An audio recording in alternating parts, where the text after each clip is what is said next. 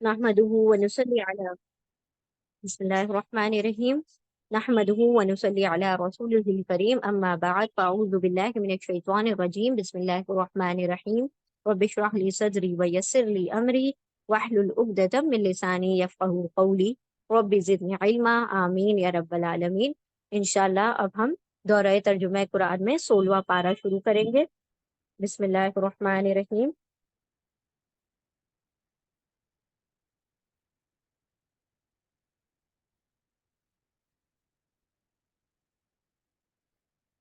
پارہ نمبر 16، ٹھیک ہے، وہ کنٹینیوشن ہے سورۃ الکہف کا، جس میں موسیٰ علیہ السلام جو ہے خضر علیہ السلام کا کنٹینیوشن، مطلب کنورزیشن ہو رہا ہے، ایک مکالمہ ہو رہا ہے، اور موسیٰ علیہ السلام جو ہے خضر علیہ السلام سے حکمت سیکھنے کے لیے گئے ہیں۔ علم ایک چیز ہوتی ہے اور حکمت ایک چیز ہوتی ہے، وزڈم ایک چیز ہوتی ہے۔ علم ہے نالج کا آ جانا، حکمت ہے کہ اس کو کس طرح سے استعمال کرنا، ٹھیک ہے۔ تو اب موسیٰ علیہ السلام اور خضر علیہ السلام دونوں آپس میں کنورزیشن کر رہے ہیں، مطلب ایک طریقے سے واقعات ان کے ساتھ گزر رہے ہیں۔ خضر علیہ السلام لگاتار کچھ نہ کچھ ایسا کر دیتے ہیں کہ جس سے موسیٰ علیہ السلام کو بولنا پڑ جاتا ہے، اور وہ خاموش نہیں رہ پاتے، اور وہ سمجھتے ہیں کہ جو بھی ہو رہا ہے وہ غلط ہو رہا ہے، اور جو خضر علیہ السلام کرتے جا رہے ہیں وہ انسانیت کو نقصان پہنچاتے جا رہے ہیں۔ تو موسیٰ علیہ السلام لگاتار اس کو کیا کر رہے ہیں، جواب دے رہے ہیں کہ یہ آپ نے غلط کر دیا، یا آپ نے برا کر دیا، یا آپ نے یوں کر دیا۔ اور خضر علیہ السلام کہتے جا رہے ہیں کہ نہیں، یہ جو میں کر رہا ہوں یہ آپ سمجھ نہیں سکتے، ابھی نہیں سمجھ سکتے، لیکن آپ سمجھیں گے، تو آپ خاموش رہیں۔ لیکن وہ خاموش ہی نہیں رہ پا رہے، کیونکہ وہ چیزیں ان کو زیادتی لگ رہی ہیں موسیٰ علیہ السلام کو۔ اب تیسرا واقعہ ہوتا ہے ان کے ساتھ۔ پہلا واقعہ یہ ہوا کہ انہوں نے ایک ناؤ میں جس میں سفر کر کے آئے، اسی ناؤ میں چھید کر دیا۔ موسیٰ علیہ السلام کو لگا یہ تو سب کو ڈبا دیں گے۔ پھر کیا کیا انہوں نے، تھوڑا آگے چلے تو ایک بچے کو قتل کر دیا۔ تو موسیٰ علیہ السلام کو پھر غصہ آ گیا، انہوں نے بول دیا۔ اب تیسرا واقعہ ہوتا ہے، اس نے کہا میں نے تم سے نہ کہا تھا کہ تم میرے ساتھ صبر نہ کر سکو گے، یعنی یہ سب چیزیں ہوں گی تو تم سے صبر نہیں ہوگا، بول پڑو گے۔ موسیٰ علیہ السلام نے کہا اس کے بعد اگر میں آپ سے کچھ پوچھوں تو آپ مجھے ساتھ نہ رکھ لیں، مطلب آپ پھر مجھے اپنے ساتھ مت رکھیے گا۔ اب تو میری طرف سے آپ کو عذر مل گیا، اب تو میں خود کہہ رہا ہوں کہ نیکسٹ ٹائم سے مجھے ساتھ میں مت رکھنا اگر تھرڈ ٹائم میں کچھ کہوں۔ پھر وہ آگے چلے، یہاں تک کہ ایک بستی میں پہنچے، وہاں کے لوگوں سے کھانا مانگا، مگر انہوں نے ان دونوں کی ضیافت کرنے سے، یعنی مہمان نوازی کرنے سے انکار کر دیا۔ بھوکے تھے، چلے تھے، جب سے چلے آ رہے تھے، کھانے کو کچھ بھی نہیں ملا تھا، بستی والوں سے مانگا کھانا، انہوں نے بھی انکار کر دیا، دونوں کی ضیافت سے انکار کر دیا۔ وہاں انہوں نے ایک دیوار دیکھی جو گرا چاہتی تھی، ایک دیوار گری جا رہی تھی، بڑی خستہ دیوار ہو گئی تھی تو گر رہی تھی۔ اس شخص نے، یعنی خضر علیہ السلام نے، اس دیوار کو پھر قائم کر دیا، اچھے سے اس کو بنا دیا۔ موسیٰ علیہ السلام نے کہا اگر آپ چاہتے تو اس کام کی اجرت لے سکتے تھے، یعنی آپ اگر ایسا کرتے، وہ دیوار جو بنائی تھی اس کے پیسے لے لیتے، اس پیسے سے ہم کچھ کھانا کھا لیتے، تو آپ نے پیسے کیوں نہیں لیے؟ اس نے کہا بس میرا تمہارا ساتھ ختم، تیسری بار پھر بول دیے تم، اب میرا تمہارا ساتھ ختم۔ اب میں تمہیں ان باتوں کی حقیقت بتاتا ہوں جن پر تم صبر نہ کر سکے تھے۔ اس کشتی کا معاملہ جو سب سے پہلا تھا کہ وہ چند غریب آدمیوں کی تھی جو دریا میں محنت مزدوری کرتے تھے۔ میں نے چاہا کہ اسے عیب دار کر دوں، کیونکہ آگے ایک ایسا بادشاہ کا علاقہ تھا جو ہر کشتی کو زبردستی چھین لیتا تھا، یعنی وہ اچھی کشتی دیکھتا تھا آگے بادشاہ، اس سے چھین لیتا تھا۔ اب اگر وہ چھین لیتا تو کیا ہوتا، ان کی روزی روٹی بند ہو جاتی۔ ایک ہی کشتی تھی ان کے پاس اور وہ بھی غریب لوگ تھے۔ تو میں نے کیا کیا، اس کے اندر چھید کر دیا۔ اب جب وہ بادشاہ دیکھے گا چھید والی کشتی ہے تو وہ کیا کرتا ہے، اس کا وہ نہیں لیتا۔ تو اس طرح وہ ریپیئر تو کر سکتے ہیں پلانک لگا کر کشتی کو، لیکن وہ اس کشتی کا چھن جانے کے بعد اس کو دوبارہ افورڈ کرنا ان کے لیے بہت مشکل ہو جاتا۔ تو ایک بڑے نقصان سے بچانے کے لیے ان کے لیے ایک چھوٹا نقصان کر دیا گیا، ٹھیک ہے، جو کہ انسان مطلب جو آپ نہیں سمجھ سکے تھے۔ دوسری بات، رہا وہ لڑکا تو اس کے والدین مومن تھے، ایمان والے تھے۔ ہمیں اندیشہ ہوا کہ یہ لڑکا اپنی سرکشی اور کفر سے ان کو تنگ کرے گا، اس لیے ہم نے چاہا کہ ان کا رب اس کے بدلے میں ان کو ایسی اولاد دے دے جو اخلاق میں بھی اس سے بہتر ہو اور جس سے صلہ رحمی بھی زیادہ متوقع ہو۔ یعنی وہ جو بچہ تھا وہ ایمان والا نہیں تھا، وہ سرکشی اور کفر پر رہتا، اور ماں باپ اس کی محبت میں کیا کرتے، ایک تو وہ ٹارچر کرتا ان کو، دوسری بات کہ وہ کفر تک لے کر آ سکتا تھا اپنے والدین کو، ایک ہی بیٹا تھا نا، محبت زیادہ تھی، تو اللہ نے چاہا کہ ان کے ایمان جو ہے سیف رہیں، اور یہ کافر بچہ مر جائے، اور دوسرا کیا دیا جائے اس کو، ایمان والی اولاد دے دی جائے ان کو، جو کہ ان کے ساتھ اچھا سلوک کرے اور ان کے ایمان کی مضبوطی کا اور صدقہ جاریہ کا سبب بنے۔ اس لیے اللہ سبحانہ و تعالیٰ نے ایک کافر بچہ ان سے چھین کر ان کو ایمان والا بچہ عطا کر دیا، ٹھیک ہے۔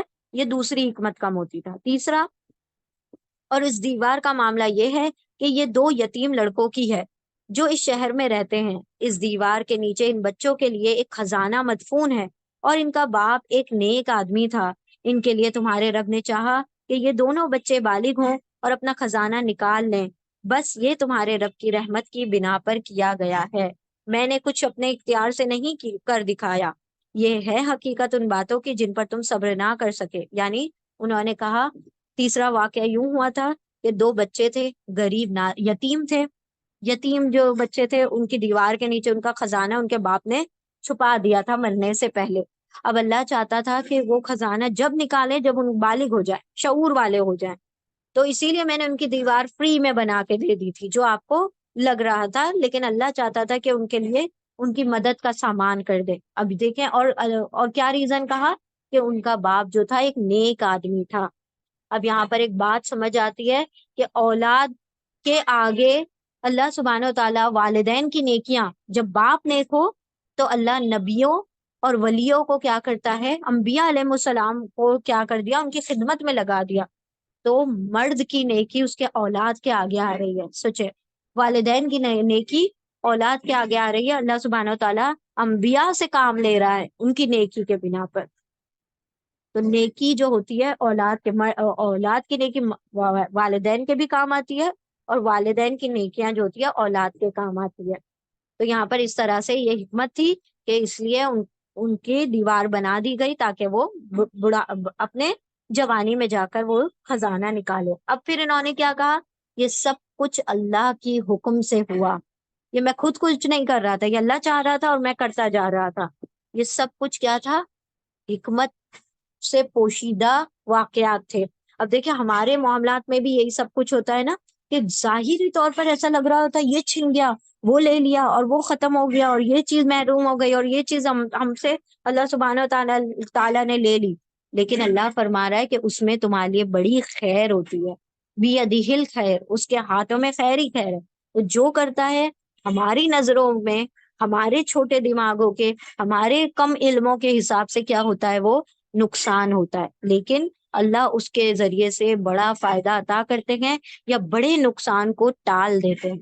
تو جب کوئی معاملہ ہو تو اس پر صبر کر جائیں۔ موسیٰ علیہ السلام صبر نہیں کر پا رہے تھے، ہے نا، جیسے ہم نہیں کر پاتے ہیں، تو ان کو ایسا لگ رہا تھا کہ سب غلط ہو رہا ہے، سب غلط ہو رہا ہے، سب کچھ غلط ہو رہا ہے، لیکن خضر علیہ السلام مطمئن تھے، کیونکہ ان کو حکمت پتا تھی کہ یہ کرنے کا وجہ کیا ہے، یہ سب ہونے کے پیچھے کیا ریزن ہے۔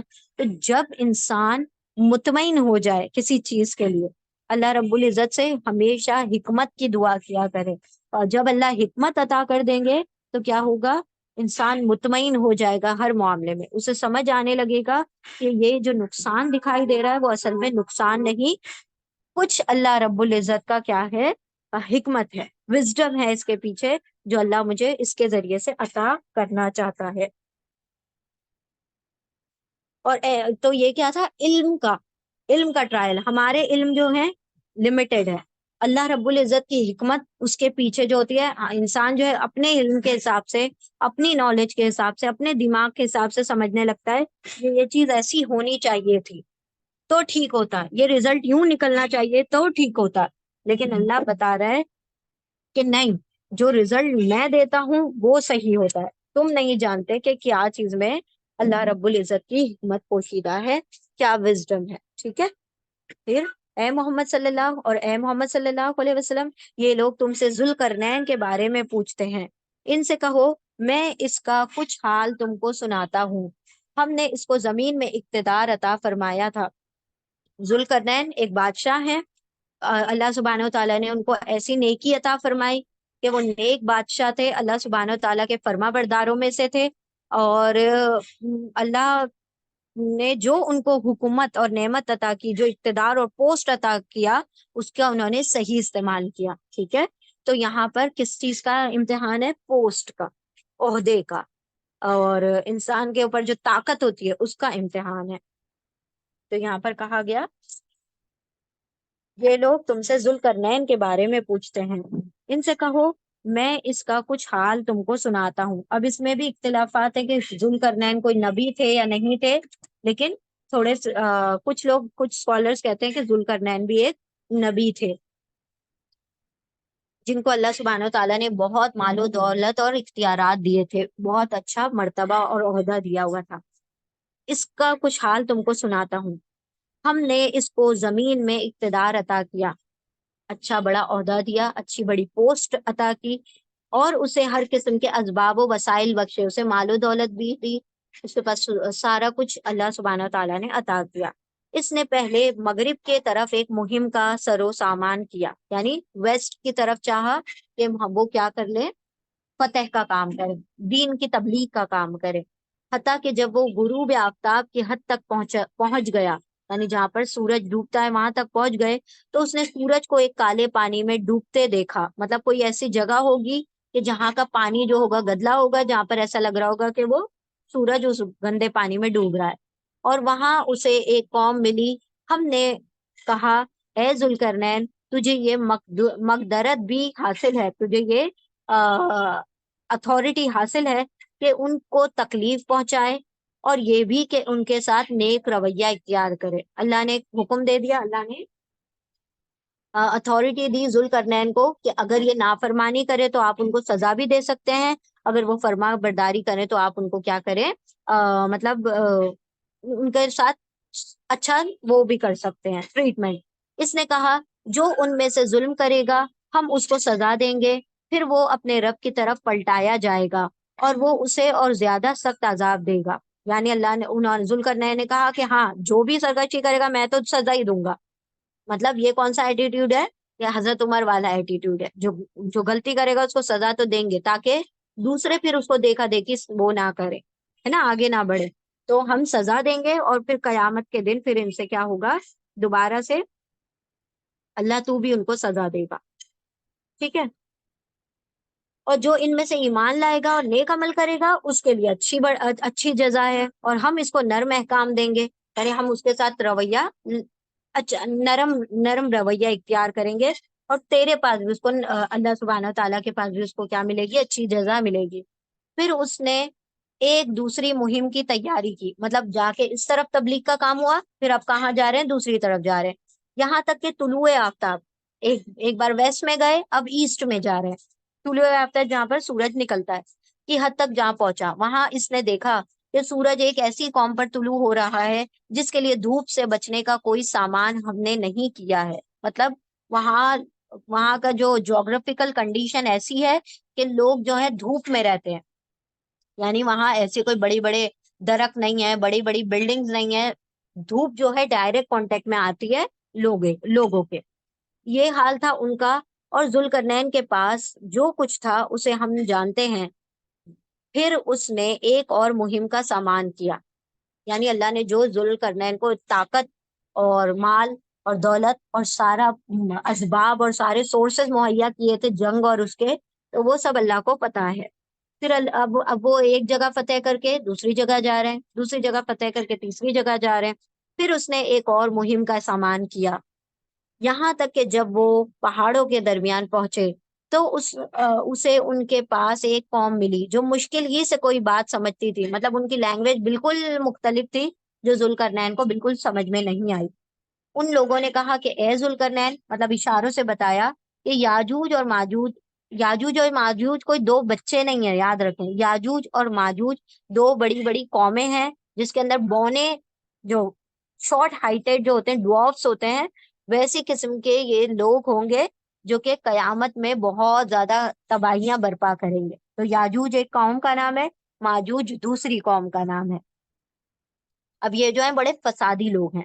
اے ذوالقرنین، یاجوج اور ماجوج اس سرزمین میں فساد پھیلاتے ہیں، تو کیا ہم تجھے کوئی ٹیکس اس کام کے لیے دے دیں کہ تو ہمارے اور ان کے درمیان ایک بند تعمیر کر دے؟ مطلب یہ لوگ جو جن کو لینگویج نہیں سمجھ آ رہی تھی وہ کہہ رہے تھے کہ یاجوج ماجوج بہت فساد پھیلاتے ہیں، لڑتے جھگڑتے ہیں، لوگوں کو پریشان کرتے ہیں، آپ ایسا کریں ان کے اور ہمارے درمیان ایک بڑی سی دیوار بنا دو، آڑ بنا دو، تاکہ ہم اور یہ سیپریٹ ہو جائیں، ہمارا جینا ان لوگوں نے ایک دشوار کر رکھا ہے۔ اس نے کہا جو کچھ میرے رب نے مجھے دے رکھا ہے، اور وہ کیا کہتے ہیں، ہم تم کو کچھ پیسے دے دیتے ہیں، ٹیکس دے دیتے ہیں، آپ تم ہماری ہیلپ کر دو، کیونکہ آپ کے پاس تو ساری وسائل ہیں، تم آپ کے پاس تو سب کچھ وہ ہیں سورسز۔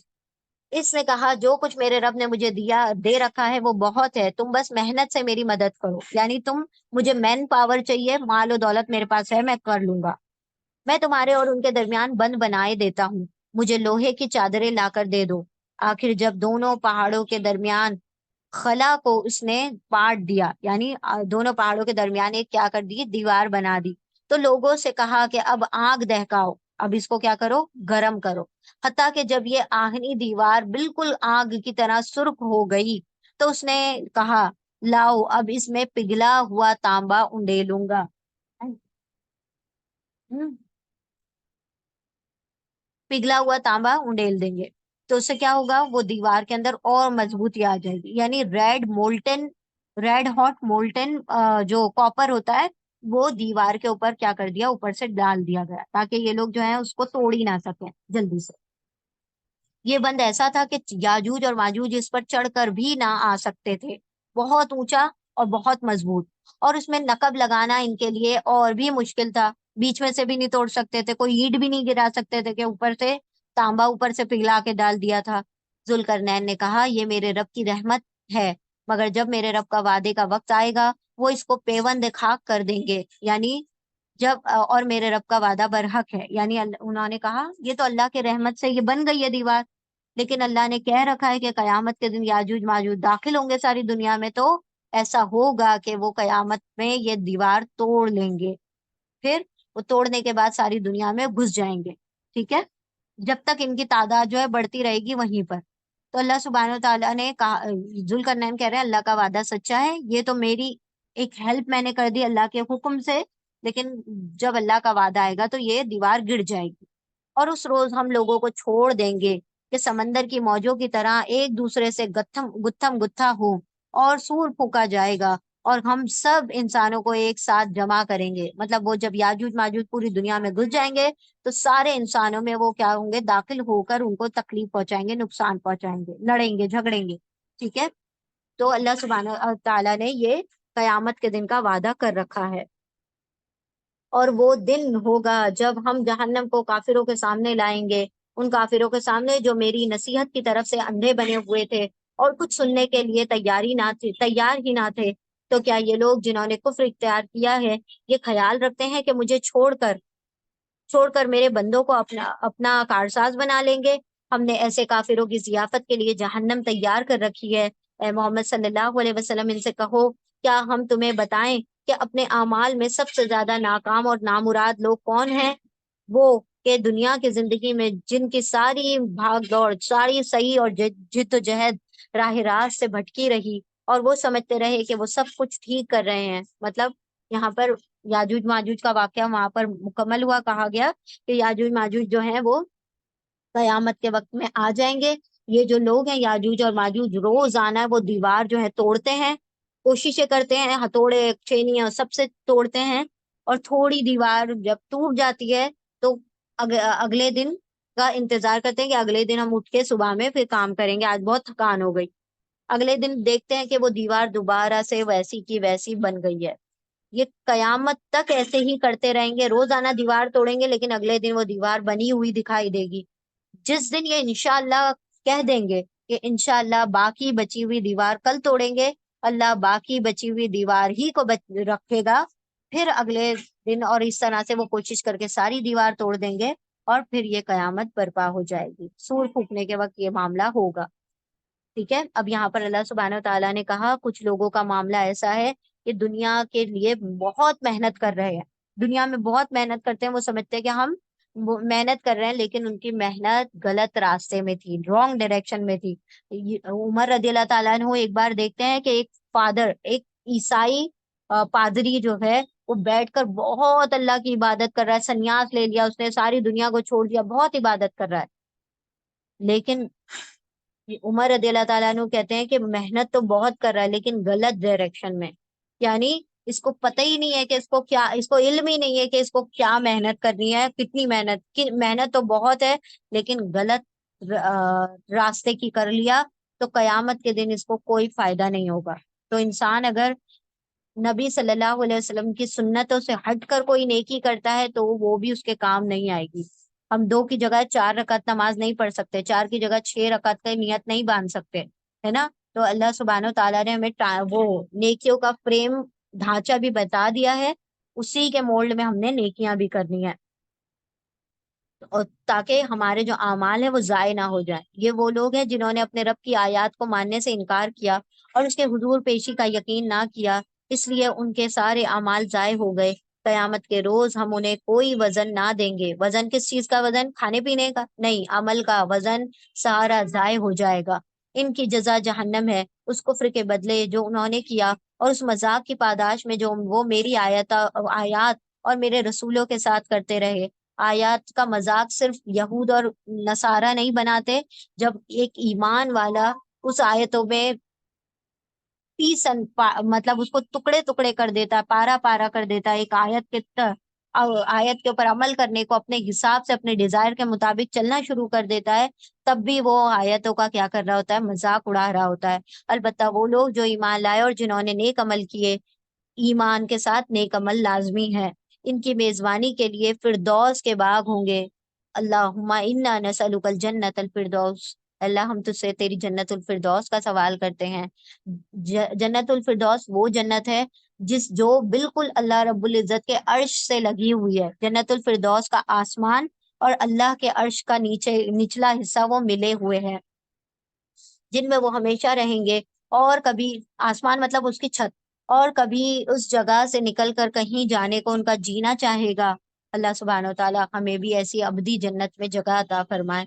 اے محمد صلی اللہ علیہ وسلم کہو کہ اگر سمندر میرے رب کی باتیں لکھنے کے لیے روشنائی بن جائے، انک بن جائے، تو وہ ختم ہو جائیں گے، مگر میرے رب کی باتیں ختم نہ ہوں گی۔ بے شک اللہ کی تعریفیں کبھی ختم نہیں ہوں گی، چاہے سارے سمندر اللہ کی تعریف اور حمد لکھ دیں، بلکہ اتنی ہی روشنائی ہم اور لے آئیں، اتنی ہی سمندر کے برابر اور انک لے کر آ جائیں، تو وہ بھی کفایت نہ کریں گی، اتنی بھی کافی نہیں ہوگی کہ اللہ کی تعریف پوری لکھ دے۔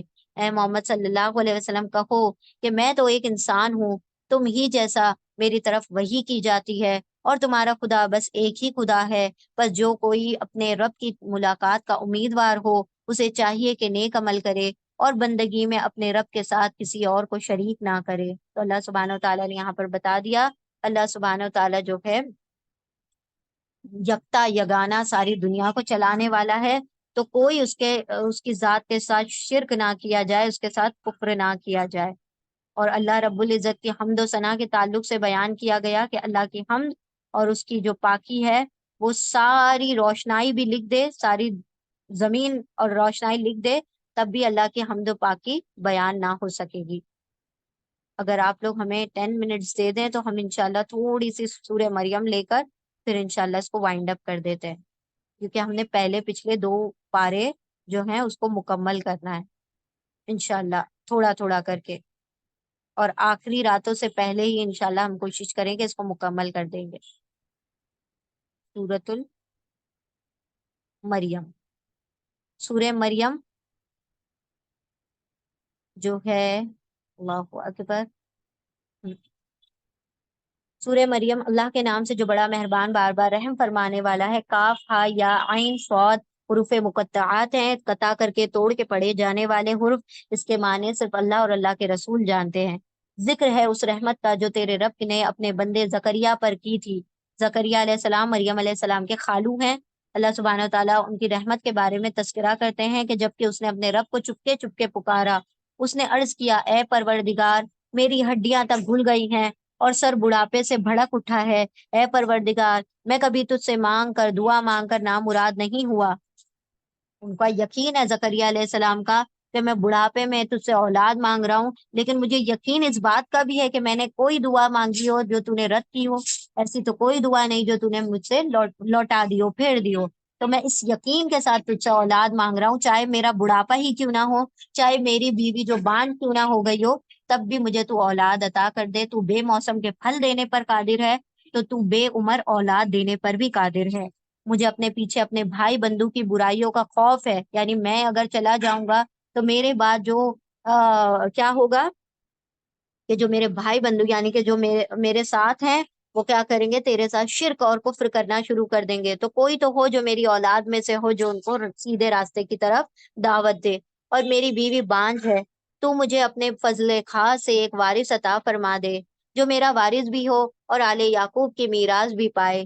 اور اے پروردگار اس کو ایک پسندیدہ انسان بنا دے، یعنی تو اس سے راضی رہ، ایسا مجھے اولاد عطا فرما۔ جواب دیا گیا، اے زکریا، ہم تجھے ایک لڑکے کی بشارت دیتے ہیں جس کا نام یحییٰ ہوگا۔ ہم ہم نے اس نام کا کوئی آدمی اس سے پہلے نام پیدا کیا، اللہ نے خود ان کا نام زکریا علیہ السلام کا بیٹے کا نام کیا رکھا، یحییٰ۔ اور اللہ سبحانہ تعالیٰ نے ان کو نبی بنا کر اور اللہ کا فرما بردار بنا کر اور اللہ کی بہت زیادہ خشیت اور خوف رکھنے والا نبی بنا کر بھیجا۔ عرض کیا، پروردگار بھلا میرے ہاں کیسے بیٹا، پہلے دعا مانگی، اب اللہ رب یہ کوئی شک کی بنا پر نہیں پوچھ رہے ہیں، یہ ایک نشانی مانگنے کے لیے کہ کیسے پتا چلے گا کہ میرے بیٹا ہوگا، اس لیے پوچھ رہے ہیں۔ پروردگار بھلا میرے ہاں بیٹا کیسے ہوگا جبکہ میری بیوی بانجھ ہے اور میں بوڑھا ہو کر سوکھ گیا ہوں۔ جواب ملا، ایسا ہی ہوگا، تیرا رب فرماتا ہے کہ یہ تو میرے لیے ایک ذرا سی بات ہے، آخر اس سے پہلے میں تجھے پیدا کر چکا ہوں جبکہ تو کوئی چیز نہ تھا۔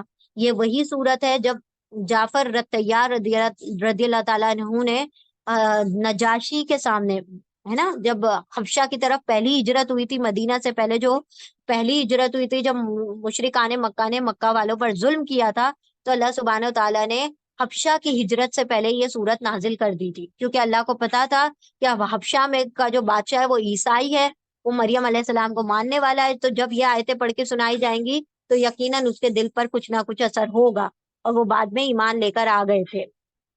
زکریا علیہ السلام نے کہا، پروردگار میرے لیے کوئی نشانی مقرر کر دے۔ فرمایا، تیرے لیے نشانی یہ ہے کہ تو پہ ہم 3 دن لوگوں سے بات نہ کر سکے گا، مطلب اللہ تیری زبان پر کیا کر دے گا، روک لگا دیں گے، اور آپ جو ہیں صرف اور صرف اللہ کا ذکر کر سکیں گے، تسبیح بیان کر سکیں گے۔ تو جب 3 دن تک آپ بات نہ کر سکتے تو سمجھ جائیں کہ اللہ رب العزت آپ کی بیوی کے رحم میں اولاد عطا کر دے گا۔ چنانچہ وہ محراب سے نکل کر، محراب جہاں پر وہ عبادت کرتے تھے، وہاں سے نکل کر اپنی قوم کے سامنے آئے، اور اس نے اشارے سے ان کو ہدایت کی کہ صبح و شام تسبیح کرو، یعنی کہ میں تو بات نہیں کر سکتا، میں تسبیح کر رہا ہوں تو تم بھی سب تسبیح کرو۔ اے یحییٰ، کتاب الہی کو مضبوط تھام لے، ہم نے اسے بچپن ہی میں حکم عطا کیا، حکم عطا کیا، حکمت۔ اللہ سبحانہ و تعالیٰ نے حکم کا یہاں پر کچھ لوگوں نے نبوت کا بھی میننگ لیا ہے، کچھ لوگوں نے ان کو وزڈم کا بھی میننگ لیا ہے، حکمت کا بھی میننگ لیا ہے۔ اللہ نے یحییٰ علیہ السلام کو نبی بنا دیا اور اپنی طرف سے اس کو نرم دلی اور پاکیزگی عطا کی، اور وہ بڑا پرہیزگار تھا اور اپنے والدین کا حق شناس تھا، اپنے والدین کا حق ادا کرنے والا تھا۔ وہ جبار نہ تھا، سرکش نہ تھا اور نافرمان بھی نہ تھا۔ سلام اس پر جس روز کے وہ پیدا ہوا، یحییٰ علیہ السلام، اور جس دن وہ مرے گا، اور جس روز وہ زندہ کر کے اٹھایا جائے گا، وہ تمام دن کیا ہوں گے، سلامتی والے ہوں گے، کیونکہ یہ نیک لوگ ہیں، تو نیک لوگوں کی پیدائش بھی اچھی ہوتی ہے، ان کی موت بھی، اور ان کا اٹھایا جانا بھی کیا ہوتا ہے، پاکیزہ ہوتا ہے۔ تو اللہ فرماتا ہے سلامتی ہو تینوں دنوں پر۔ اے محمد صلی اللہ علیہ وسلم، اس کتاب میں مریم کا حال بیان کرو جبکہ وہ اپنے لوگوں سے الگ ہو کر شرقی جانب گوشہ نشین ہو گئی، شرقی جانب ایسٹ کی طرف، ایسٹ میں جو ہیکل تھا، جو مسجد اقصی کے ایسٹ میں جا کر وہ عبادت کرتی تھی، تو اسی لیے جو کرسچن ہوتے ہیں وہ ایسٹ میں عبادت کرتے ہیں، اور جو جیوز ہوتے ہیں مسجد اقصی کے ویسٹ میں عبادت کرتے ہیں۔ یہ مریم علیہ السلام کی نسبت سے انہوں نے ایسٹ کو یعنی مشرق کو پسند کیا تھا۔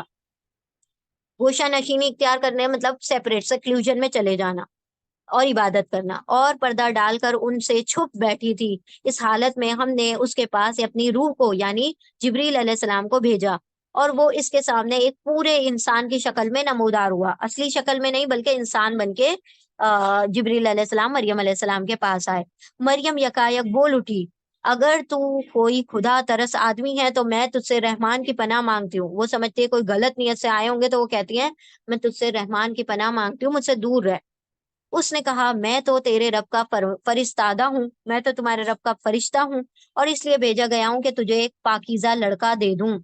مریم نے کہا میرے ہاں لڑکا کیسے ہوگا جبکہ کسی بشر نے چھوا تک نہیں، اور میں کوئی بدکار عورت نہیں ہوں. یعنی دو ہی راستے ہیں، ایک تو زنا اور ایک نکاح. میں نے دونوں سے پاک ہوں، تو میرے کہاں سے اولاد ہوگی؟ تو میں نے تو کوئی بدکاری بھی نہیں کی، اور نہ میں نے کسی سے نکاح کیا ہے، تو اولاد کہاں سے ہوگی؟ فرشتے نے کہا ایسا ہی ہوگا. تیرا رب فرماتا ہے کہ ایسا کرنا میرے لیے بہت آسان ہے، اور ہم یہ اس لیے کریں گے کہ اس لڑکے کو لوگوں کے لیے ایک نشانی بنائے. وہ سمجھ رہی تھی ایک بغیر ایک فزیکل لا کے، یعنی ایک جو قانون ہوتا ہے دنیاوی اولاد کے پیدا ہونے کا، اس کے بغیر کیسے اولاد ہوگی؟ فرشتے نے کہا اللہ کے لیے کوئی بڑی بات نہیں ہے. جو آدم کو بغیر ماں باپ کے پیدا کر سکتا ہے، وہ عیسیٰ کو صرف باپ کے بغیر بھی پیدا کر سکتا ہے. اس لڑکے کو لوگوں کے لیے ایک نشانی بنائے اور اپنی طرف سے ایک رحمت، اور یہ کام ہو کر رہنا ہے، یہ تو ضروری ہے، یہ تو ہوگا. مریم علیہ السلام کو اس بچے کا حمل رہ گیا، اور وہ اس حمل کو لیے ہوئے ایک دور کے مقام پر چلی گئی. اب ان کو ایسا ہوا کہ مجھ سے یہ کیا ہو گیا، تو میں کیا کروں، کہیں دور چلی جاؤں. وہ دور چلی گئی. پھر زچگی کی تکلیف ان سے زچگی کی تکلیف نے مطلب لیبر پین نے اسے کھجور کے درخت کے نیچے پہنچا دیا. وہ کہنے لگی کاش میں اس سے پہلے ہی مر جاتی اور میرا نام و نشان ہی نہ رہتا، مطلب میں بھولی بسری ہو جاتی اس سے پہلے کہ میرے رحم میں اولاد بغیر باپ کے آ گئی ہے، بغیر نکاح کے آ گئی ہے. تو میں کیا ہو جاتی، اس سے پہلے کہیں مٹ جاتی، مر جاتی، بھولی بسری ہو جاتی. فرشتے نے مطلب اب میں کیا جواب دوں گی اس ڈر سے، وہ کہہ رہی ہیں کہ میں بھولی بسری ہو جاتی. فرشتے نے پائتی سے اس کو پکار کر کہا غم نہ کر، تیرے رب نے تیرے نیچے ایک چشمہ روا کر دیا ہے، اور تو ذرا اس درخت کے تنے کو ہلا. ایک سوکھا ہوا کٹا ہوا درخت تھا، اللہ نے حکم دیا کہ اس کو ہلا تو تیرے لیے کیا آئیں گی، کھجورے گر جائیں گی. وہ سوکھے ہوئے تنے سے کیا آ رہی تھی، کھجورے آ رہی تھی. اللہ بتا رہا تھا کہ دیکھو یہ کھجور کے تنے سے نکل رہا ہے نا کھجورے، تو ایسے ہی تمہیں بھی اللہ رب العزت نے اولاد دے دی ہے. تو اللہ کے لیے کوئی بڑی اور کوئی بڑی بڑی بات نہیں ہے کہ وہ بغیر کسی سورس کے انسان کو اولاد دے دے. اور تو ذرا اس درخت کے تنے کو ہلا، تیرے اوپر تر و تازہ کھجورے ٹپک رہی پڑیں گی. اب اس سے یہ بھی اسکالرز نتیجہ نکالتے ہیں کہ جب زچگی کا معاملہ ہو، جب ڈیلیوری کا ٹائم ہو، تو اس وقت کھجورے کھا لینا چاہیے. یعنی جب اولاد ہو جائے تو اس وقت کا معاملہ جو ہوتا ہے وہ تھوڑا کمزوری کا ہوتا ہے، اس میں کھجور کا کنزمپشن کرنا چاہیے. بس تو کھا اور پی اور اپنی آنکھیں ٹھنڈی کر. پھر اگر کوئی آدمی تجھے نظر آئے تو اس سے کہہ دے کہ میں نے رحمان کے لیے روزے کی نظر مانی ہے. پہلی شریعت میں روزے کے وقت کیا ہوتا تھا، خاموشی رکھنی ہوتی تھی، بول نہیں سکتے تھے. تو وہ کہہ رہی ہیں کہ اگر کوئی پوچھے گا تو کہنا میں نے رحمان کا روزہ رکھا ہے، اس لیے آج میں کسی سے نہ بولوں گی. پھر وہ اس بچے کو لیے ہوئے اپنی قوم میں آئی. لوگ کہنے لگے اے مریم یہ تو نے بڑا پاپ کر ڈالا. یہ یہود جو تھے انہوں نے نعوذ باللہ یوسف نجار، جوزف کارپینٹر کے ساتھ ان کو نعوذ باللہ یہ الزام لگا دیا تھا کہ مریم علیہ السلام جو تھی نعوذ باللہ غلط تعلقات تھے، اور اسی کی یہ اولاد ہے. اور عیسائیوں نے اتنا بڑھا دیا مقام کہ عیسیٰ علیہ السلام کو خدا بنا بیٹھے. انہوں نے کہا کہ یہ تو پالنے میں بھی بولتے ہیں، مردوں کو زندہ کرتے ہیں، یہی خدا ہے. تو دونوں ایکسٹریم معاملات میں تھے. اور ایمان والوں کا یہ معاملہ ہے وہ نبی ہیں اور اللہ کے رسول ہیں. ٹھیک ہے. اے ہارون، اے ہارون کی بہن، ٹھیک ہے، یہ ان کے بھائی مطلب ہارون علیہ السلام کی نسلوں سے چلے آ رہے. تو اے ہارون کی بہن، نہ تیرا باپ کوئی برا آدمی تھا اور نہ تیری ماں ہی کوئی بدکار عورت تھی. اب دیکھیں یہ بات بھی یہ قوم یہ لوگوں میں عام ہوتی ہے کہ جو گناہ گار ہے اس کو گناہ گار نہیں کہا جاتا، اس کے پورے خاندان کو چپیٹ میں لے لیا جاتا ہے. تمہارے خاندان والے ایسے ہیں، تمہارے یہ ایسے ہیں، تمہارے وہ ایسے ہیں. ان لوگوں نے بھی وہی خاندان کو لے لیا. ارے تمہارے خاندان میں تو کبھی بھی ایسا کسی نے نہیں کیا، تم کیسے کر کے آ گئی؟ مطلب خاندان کو درمیان میں لے لیا جاتا ہے. مریم نے بچے کی طرف اشارہ کر دیا. لوگوں نے کہا ہم اس سے کیا بات کریں جو گہوارے میں پڑا ہوا ہے، جو کرڈل میں ہے، پالنے میں، وہ کیا جواب دے گا؟ اور تم ہماری طرف مطلب ایسی بے وقوفانہ بات کر رہی ہے. نعوذ باللہ یہ اس طرح سے کہہ رہے تھے کہ ایک بچے سے ہم بات کریں. बच्चा बोल उठा, मैं अल्लाह का बंदा हूँ। द वेरी फर्स्ट सेंटेंस ईसा अलैहि सलाम ने क्या कहा? अना अब्दुल्ला, अल्लाह का बंदा हूँ। मैं अल्लाह का बंदा हूँ, मैं खुदा नहीं हूँ। मैं अल्लाह का बंदा हूँ, उसने मुझे किताब दी है, तौरात और सॉरी इंजील, और नबी बनाया है और बाबरकत किया जहां भी मैं रहूं, और नमाज और जक़ात की पाबंदी का हुक्म दिया जब तक मैं जिंदा रहूं, और अपनी वालिदा का हक अदा करने वाला बनाया।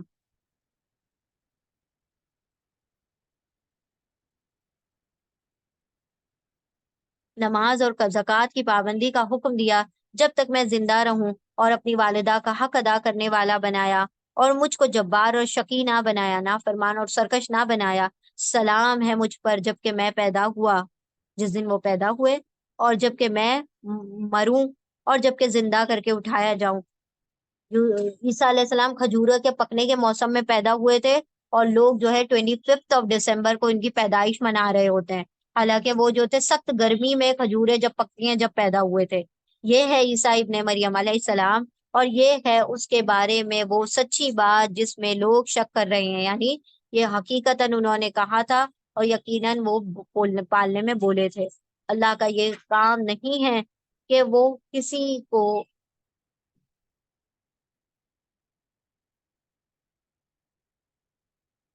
अल्लाह का ये काम नहीं है कि वो किसी को बेटा बनाए। वो पाक जात है, वो जब किसी बात का फैसला करता है तो कहता है हो जा, और बस वो हो जाती है। और ईसा अलैहिस्सलाम ने कहा था कि अल्लाह मेरा रब भी है और तुम्हारा रब भी है, बस तुम इसकी बंदगी करो, यही सीधा रास्ता है। तो ईसा अलैहिस्सलाम खास नबियों वाला पैगाम लेकर आए थे, और बचपन में पालने में ही सब कुछ कह दिया था। कोई खुदाई का दावा नहीं किया था, खुद भी अपना बंदा होने का इकरार किया था। मगर फिर मुख्तलिफ गिरोह बाहम इख्तिलाफ करने लगे। यहूद और नसारा के बारे में हमने बताया, यहूदियों ने उनके ऊपर इल्जाम लगा दिया, नसारा ने उनको खुदा बना दिया। सो जिन लोगों ने कुफ्र किया, इनके लिए वो वक्त बड़ी तबाही का है। दोनों ही ने कुफ्र किया, ठीक है। एक गुलू कर गए, हद से ज्यादा बढ़ गए, और ये जो थे नफरत में हद से बढ़ गए, ये मोहब्बत में हद से बढ़ गए। दोनों मामला जो था तबाहकुन था, तबाह करने वाला। जबकि वो एक बड़ा दिन देखेंगे जब वो हमारे सामने हाजिर होंगे। उस रोज तो उनके कान भी खूब सुन रहे होंगे और उनकी आंखें भी खूब देखती होंगी, मगर आज ये जालिम खुली गुमराही में मुब्तला है। यानी कयामत के दिन अल्लाह सब जाहिर कर देगा कि किसने क्या किया। ए नबी सल्लल्लाहु अलैहि वसल्लम, इस हालत में जबकि ये लोग गाफिल हैं और ईमान नहीं ला रहे हैं, इन्हें इस दिन से डराओ जो जबकि फैसला कर दिया जाएगा और पछतावे के सिवा कोई चाराकार नहीं होगा। उस दिन हर कोई हसरत और पछता रहा होगा। नेकोकार भी बदकार भी। बदकार इसलिए पछता रहे होंगे, हसरत कर रहे होंगे कि काश हम कोई नेकी कर लेते, और नेकोकार इसलिए हसरत कर रहे होंगे कि काश हमने जो लम्हे जाय कर दिए वो भी अल्लाह की फर्मा बरदारी में लगा दिए होते। तो ये यौमुल हसरत होगा, कयामत का दिन हसरत का दिन कहलाएगा। हर कोई उसमें हसरत कर रहा होगा, रिग्रेट कर रहा होगा। आखिरकार हम ही जमीन और इसकी सारी चीजों के वारिस होंगे, यानी सारी दुनिया फना हो जाएगी, अल्लाह खाली वारिस बचेगा, और सब हमारी तरफ ही पलटाए जाएंगे। और इस किताब में इब्राहिम अलैहिस्सलाम का किस्सा बयान करो। बेशक वो एक रास्तबाज इंसान और एक नबी था। उन्हें जरा इस मौके की याद दिलाओ जबकि उसने अपने बाप से कहा कि अब्बा जान, आप क्यों उन चीजों की इबादत करते हैं जो ना सुनती हैं ना देखती हैं और ना आपका कोई काम बना सकती हैं। अब ये कौन है बाप? बाप है बड़ा पंडित, बड़ा जो हायर लेवल का जो पुरोहित होते हैं ना, पंडित पुरोहित, वो था। और उसका बिजनेस भी क्या था बाप का? आजर का, यही मूर्तियां बनाने का, आइडल मेकिंग ही उनका बिजनेस भी था।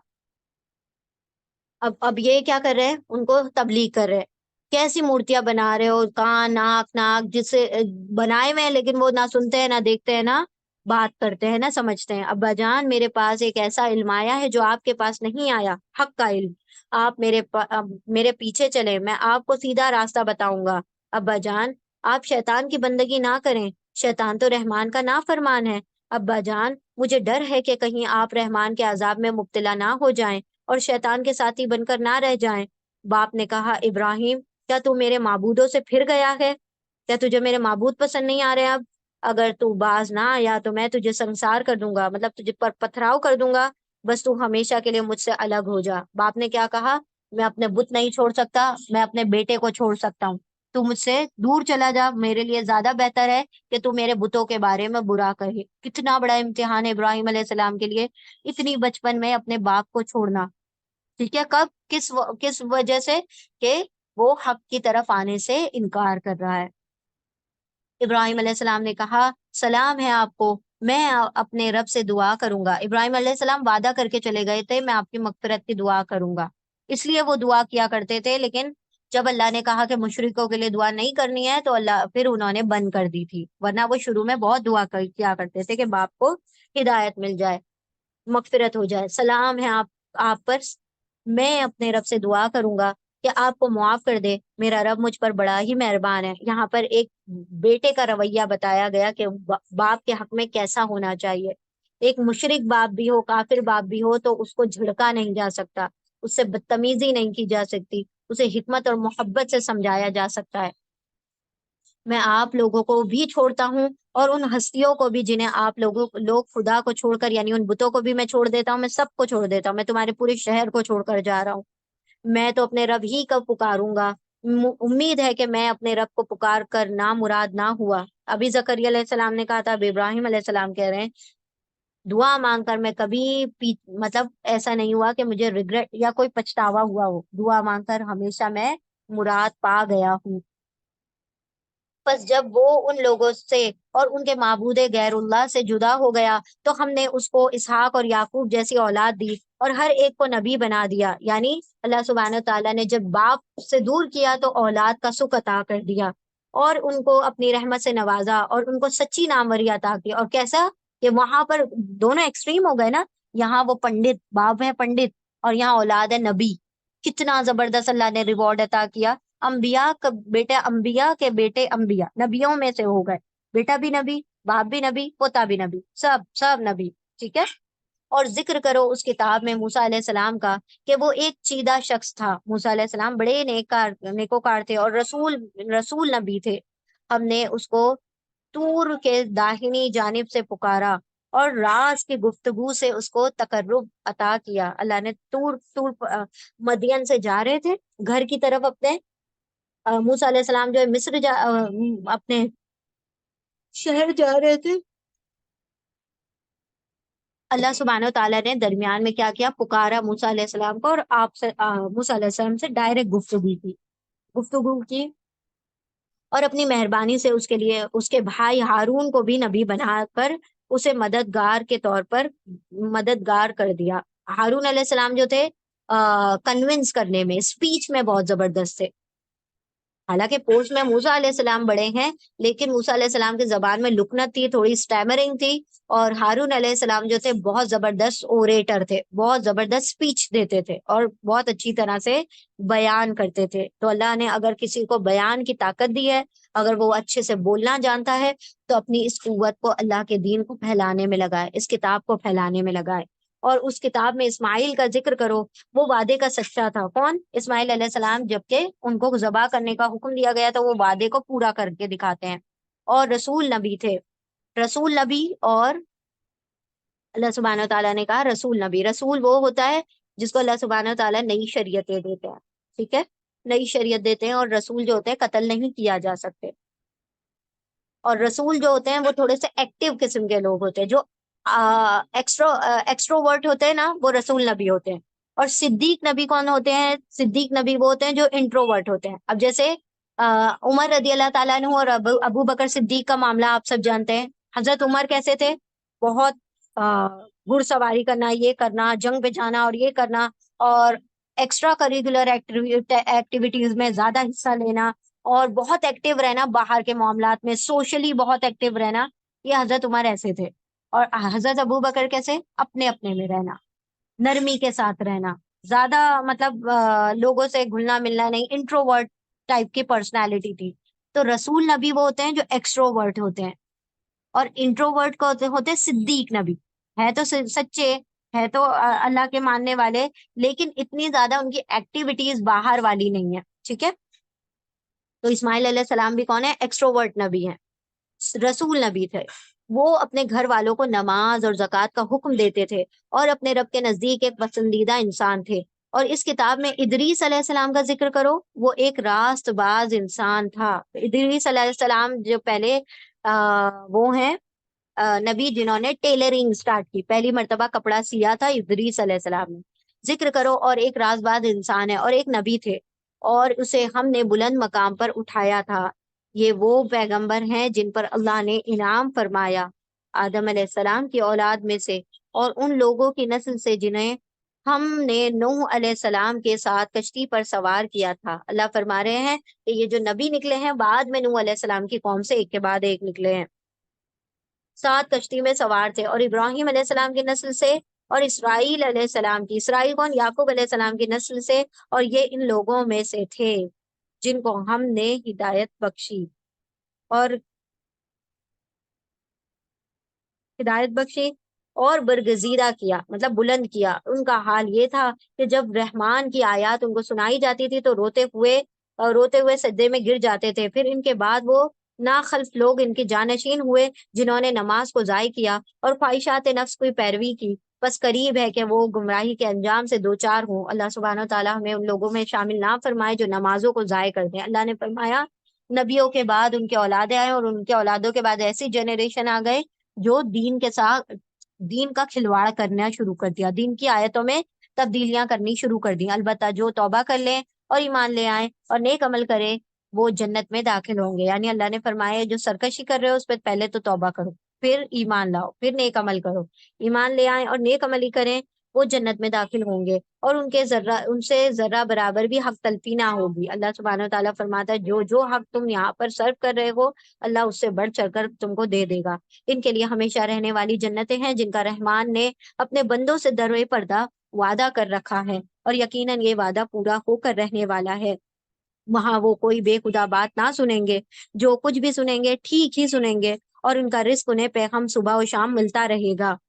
یہ ہے وہ جنت جس کا وارث ہم اپنے بندوں میں سے اس کو بنائیں گے جو پرہیزگار رہا ہے۔ اے محمد صلی اللہ علیہ وسلم، ہم تمہارے رب کے حکم کے بغیر نہیں اترا کرتے۔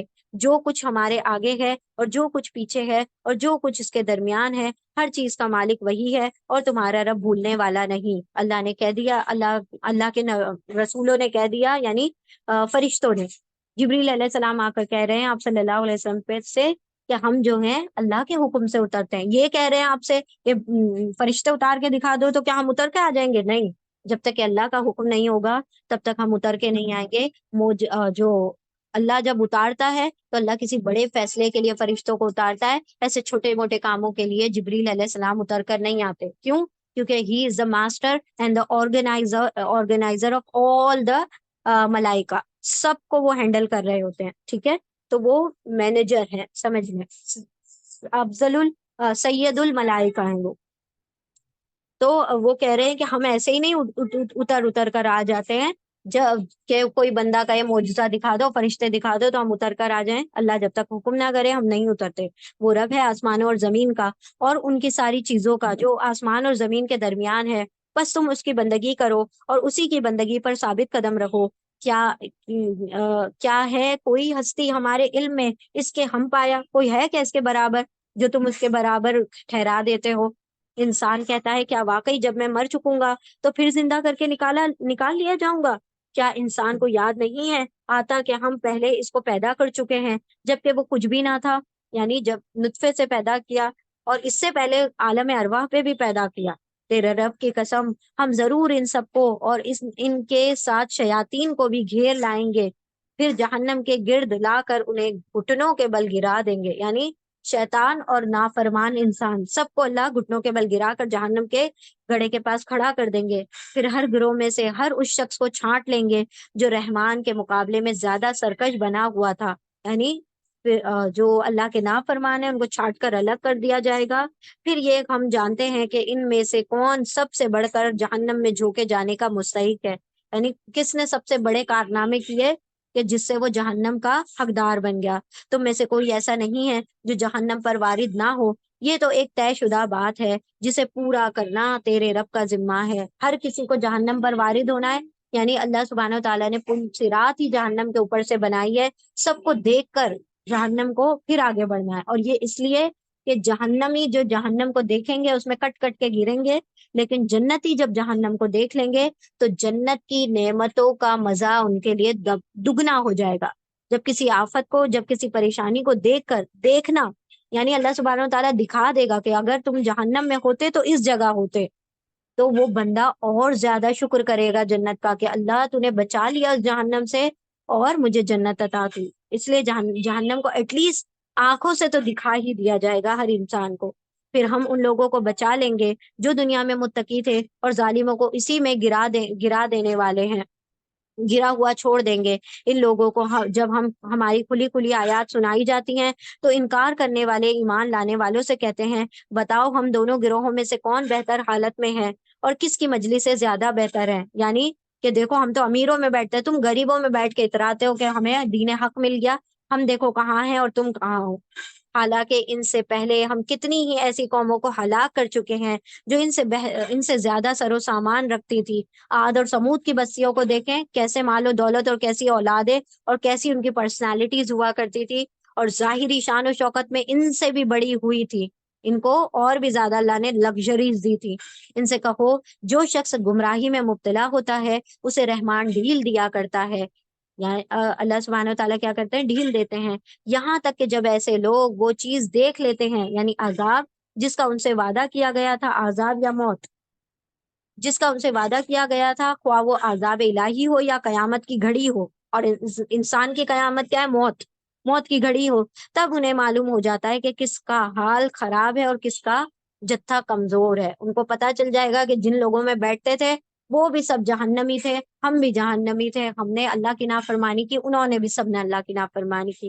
ان کو پتا چل جائے گا کہ کیسے کمزور دوست ہم نے بنائے تھے جو آخرت میں ہمارے کام نہ آ سکے۔ اس کے برعکس جو لوگ راہ راست اختیار کرتے ہیں، سیدھا راستہ اختیار کرتے ہیں، اللہ ان کو اس راست روی میں ترقی عطا کرتا ہے، سیدھے راستے کو اللہ سبحانہ و تعالیٰ اور پروموٹ کرتا ہے اور ان کی ہیلپ کرتا ہے آگے بڑھنے میں۔ اور باقی رہ جانے والی نیکیاں، باقیات الصالحات ہی تیرے رب کے نزدیک بڑا جزا اور انجام کے اعتبار سے بہتر ہے۔ پھر تو نے دیکھا اس شخص کو جو ہماری آیات کو ماننے سے انکار کرتا ہے اور کہتا ہے کہ میں تو مال اور اولاد سے نوازا ہی جاتا رہوں گا، کیا اسے غیب کا پتہ چل گیا ہے یا اس نے رحمان سے کوئی عہد لے رکھا ہے؟ ابو جہل، ابو لہب، یہ سب سمجھتے تھے مال و دولت ہمیں مل گئی ہے تو ہمیں کوئی کچھ نقصان نہیں پہنچا سکتا۔ اللہ فرماتا ہے کہ قیامت تک زندہ رہو گے کیا؟ جو تم یا غیب کی تمہیں اللہ رب العزت نے خبر دے دی ہے کہ تمہارے یہ مال اور اولاد تمہارے کام ہی آنے والے ہیں؟ ہرگز نہیں، جو کچھ یہ بکتا ہے اسے ہم لکھ لیں گے اور اس کے لیے سزا میں اور زیادہ اضافہ کریں گے۔ جس سر و سامان اور لاؤ لشکر کا یہ ذکر کر رہے ہیں، دنیاوی سر و سامان کا، وہ سب ہمارے پاس رہ جائے گا اور یہ اکیلا ہمارے سامنے آئے گا۔ یہ مال، یہ دولت، یہ بچے، یہ ویلتھ اور یہ ہیلتھ سب کچھ ختم ہو جائے گی اور اللہ کے سامنے تنہا کھڑا ہو کر آئے گا۔ ان لوگوں نے اللہ کو چھوڑ کر اپنے کچھ خدا بنا رکھے ہیں تاکہ وہ ان کی پشت بان ہو، یعنی کہ اللہ کے علاوہ جو دوسرے وہ ہیں بت، ان کو بھی اپنا خدا بنا لیتے ہیں۔ کوئی پشتبان نہ ہوگا، کوئی مطلب ہیلپر، پشتبان مطلب ہوتا ہے کہ کسی کے بیک کو مضبوط کرنے والا، یعنی کہ اس کی ہیلپ کرنے والا۔ وہ سب ان کی عبادت کا انکار کر دیں گے اور الٹے ان کے ایک مخالف بن جائیں گے۔ جب انہوں نے جب دیکھا ہی نہیں ان کی عبادت کرتے ہوئے تو وہ لکڑی پتھر کے بت کہاں ان کی ہیلپ کر پائیں گے؟ اگر انسانوں کو بھی تم سجدہ کرتے ہو تو وہ انسان بھی خود کہیں گے کہ بھائی ہمیں تو کوئی سجدہ نہیں کیا، تم اپنا گناہ خود بھگتو۔ کیا تم دیکھتے نہیں ہو کہ ہم نے ان منکرین حق پر شیاطین چھوڑ رکھے ہیں جو انہیں خوب خوب مخالف حق پر اکسا رہے ہیں؟ یعنی شریعت کے خلاف لے کر جانا، شیطان جو ہے ایڑی چوٹی کا زور لگاتا ہے۔ اچھا، تو اب ان پر نزول عذاب کے لیے بےتاب نہ ہو، ہم ان کے دن گن رہے ہیں اور وہ دن آنے والا ہے جب متقی لوگوں کو ہم مہمانوں کی طرح رحمان کے حضور پیش کریں گے، یعنی کافروں کو تو آنکھ کے گھڑے میں جھونک دیا جائے گا اور متقیوں کو ایک مہمان نوازی جیسے کوئی ایک وی آئی پی پروٹوکال دے کر ان کو کیا کیا جائے گا، رحمان کے سامنے پیش کیا جائے گا۔ اور مجرموں کو پیاسے جانوروں کی طرح جہنم کی طرف ہانک کر لے جائیں گے، یعنی کہ ان کو کھینچتے ہوئے گھسیٹتے ہوئے لے کر جایا جائے گا۔ اس وقت لوگ کوئی سفارش لانے والے پر قادر نہ ہوں گے بجز اس کے کہ جس نے رحمان کے حضور سے پروانہ حاصل کر لیا ہو، جس کو پرمیشن مل گئی، جس کو لیٹر مل گیا کہ ہاں بھائی you are allowed to take intersession, تو بس وہی کیا کر سکتا ہے، سفارش کر سکتا ہے، ورنہ ہر کسی کو سفارش کا موقع نہیں دیا جائے گا۔ وہ کہتے ہیں کہ رحمان نے کسی کو بیٹا بنایا ہے، سخت بےہودہ بات ہے جو تم لوگ گڑھ لائے ہو۔ قریب ہے کہ آسمان پھٹ پڑے، زمین شک ہو جائے اور پہاڑ گر جائے۔ اتنی گندی اور اتنی بری بات تم کہتے ہو اللہ کا بیٹا ہے کہ اس سے زمین اور آسمان کو تکلیف ہو جاتی ہے، وہ پھٹ جائیں گے، وہ زمین جو ہے وہ پھٹ جائے گی اور آسمان گر پڑے گا۔ اتنی بری بات جو تم کہتے ہو، اس بات پر کہ لوگوں نے رحمان کے لیے اولاد ہونے کا دعویٰ کیا ہے۔ رحمان کی یہ شان نہیں ہے کہ وہ کسی کو بیٹا بنائے۔ زمین اور آسمان کے اندر جو بھی ہے سب اس کے حضور بندوں کے حیثیت سے پیش ہونے والے، سب کے سب اللہ کی مخلوق ہیں، کوئی خالق کے برابر نہیں ہے۔ سب پر وہ محیط ہے، سب پر احاطہ کرنے والا، سب کو انکمپاس کرنے والا ہے، اور اس نے ان کو شمار کر رکھا ہے۔ سب قیامت کے روز فردن فردن اس کے سامنے حاضر ہوں گے، اسی لیے قیامت کا دن وہاں کے 50,000 سال کا ہوگا۔ اللہ ایک ایک بندے کو سامنے کھڑا کر کے ایک ایک سوال پوچھے گا، مال کہاں سے کمایا، علم کہاں سے کمایا، کہاں خرچ کیا، اور جوانی کہاں خرچ کی، زندگی کہاں خرچ کی۔ زندگی کے ساتھ ساتھ جوانی کا اسپیشل کوشچن ہوگا، جوانی کہاں خرچ کی۔ جب جوانی کب تک ہوتی ہے انسان کی؟ 40 سال تک، کہاں خرچ کر کے آئے ہو۔ اور پھر اس کے بعد سے اس کو پرجوش جو وہ ہوتا ہے، تو 40 سال، 40 سے 45 سال کا شباب کا وقت ہوتا ہے، پھر اس کے بعد بڑھاپا انسان کا شروع ہوتا ہے۔ یقیناً جو لوگ ایمان لے آئے ہیں اور عمل صالح کر رہے ہیں، نیک عمل کر رہے ہیں، قریب رحمان ان کے لیے دلوں میں محبت پیدا کر دے گا۔ یعنی اللہ رب العزت جس سے محبت کرتا ہے، جو نیک کم عمل کرتا ہے، اللہ اس سے محبت کرنے لگتا ہے۔ پھر اللہ اعلان کر دیتا ہے جبریل علیہ السلام کے سامنے کہ اے جبریل آپ بھی محبت کریں اس سے، میں محبت کرتا ہوں اس سے۔ پھر جبریل اعلان کر دیتے ہیں فرشتوں میں کہ تم سب بھی اس سے محبت کرو، کیونکہ اللہ اور ہم اس سے محبت کرتے ہیں۔ پھر ساری دنیا میں اس کی محبت انڈیل دی جاتی ہے۔ پس اے محمد صلی اللہ علیہ وسلم، اس کلام کو ہم نے آسان کر کے تمہاری زبان میں یعنی عربی زبان میں اس لیے نازل کیا ہے کہ تم پرہیزگاروں کو خوشخبری دے دو اور ہر دھرم لوگوں کو ذرا ڈرا دو، نیکوکاروں کو جنت اور بدکاروں کو جہنم سے ڈرا دو۔ اور ان سے پہلے ہم کتنی ہی قوموں کو ہلاک کر چکے ہیں، پھر آج کہیں تم ان کا نشان نہیں پاتے ہو، یا ان کی بھنک بھی کہیں سنائی دیتی ہے۔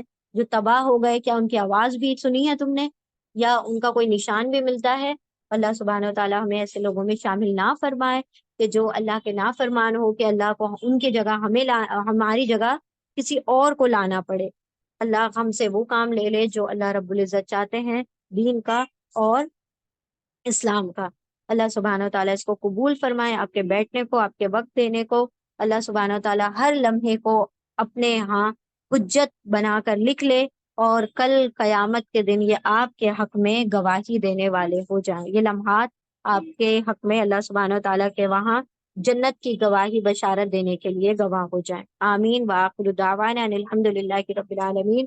سبحان اللہ وبحمدہ، سبحانک اللہم وبحمدک، نشہد ان لا الہ الا انت، نستغفرک ونتوب الیک۔ سبحان ربک رب العزت عما یصفون، وسلام علی المرسلین، والحمد للہ رب العالمین، برحمتک یا ارحم الراحمین۔ ربنا تقبل منا انك انت السميع العليم وتب علينا انك انت التواب الرحيم، واخر دعوانا ان الحمد لله رب العالمين۔ جزا الله عنا محمدا ما هو اهله صلی اللہ تعالی علیہ وسلم۔ اللہ سبحانہ و تعالیٰ آپ کے صبر اور تحمل کو بہترین الفاظ میں اپنی کتابوں میں لکھ لے۔ آمین۔ جزاکم اللہ خیرا کثیرا۔ السلام علیکم ورحمۃ اللہ وبرکاتہ۔ انشاءاللہ باقی جو بقیہ پارہ ہے وہ انشاءاللہ ہم کل مکمل کر لیں گے۔